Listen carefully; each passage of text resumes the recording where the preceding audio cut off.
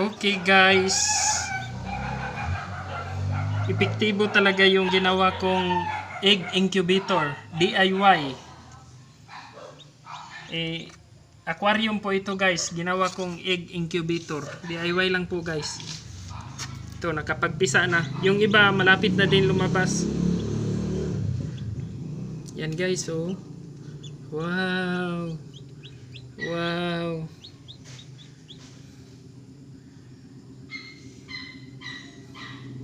Wow na wow talaga. Yan guys, oh. Baka bukas mapisa na ito lahat.